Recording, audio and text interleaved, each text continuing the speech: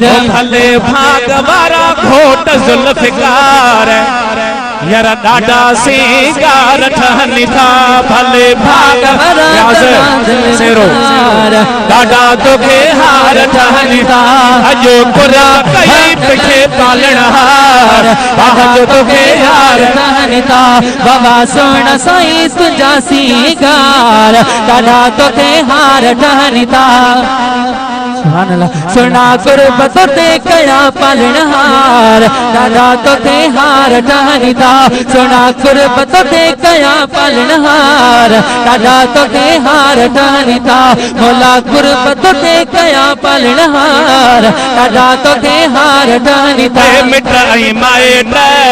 आया सारा रहमत जाती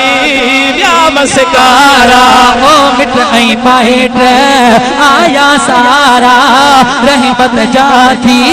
व्यामस्कारा अजो खणी कदम आया सभई गुरबिदा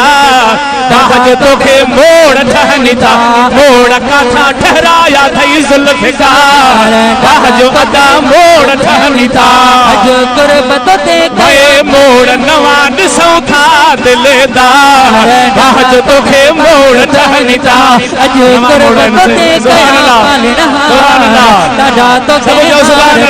था अज गुरबत ते कया पालनहार दादा तो ते हार ठहनी था घोट गुड़ सड़ा सुना दिलदार दादा तो ते हार ठहनी था दोस्तन वाह वाह हार पराया चाचन मामन घोर घोराया है दोस्तन वाह वाह हार पराया चाचन मामन घोर घोराया घोरो घोट नंढड़ा अशबाग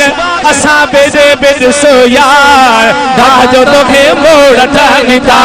ते कुर्ब कया तोते पालनहार तोखे सदे थोबियो मौलूदाई यार दाजो तोखे मोड़ ठहनी था सुजा बच्चा अशबाग नरेदार दादा तोखे हार ठहनी था तोखे मुबारक फकीर मोहम्मद यार दाजो बच्चन के मोड़ ठहनी था घोट सुना सुना दिलदार दादा तो के हार ठहनी था अबे अमड़े जी आसथी पूरी दरबेले मां साईं जिनी दा बासथी पूरी है अबे अमड़े जी आसथी पूरी दरगाह शरीफ ता साईं बुथल ईंदो बासथी पूरी घुमन पया सबई पाड़े वारा यार बाज तोखे मोड़ ठहनी था घोट जुल्फकार नठा दिलदार दादा तो के हार ठहनी था थोरो मुर्गी दिसो बाबे दे दिलदार बाज तोखे हार ठहनी था फैज़ जुणे जे सेहरो वठायो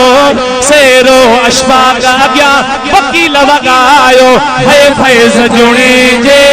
सेहरो वठायो सेहरो सैयदन जे सामो फकीर वगायो असा आयो फसादान तलबगार दादा तोखे हार मुस्तफा मालकन जे नाम फरमाश मालकन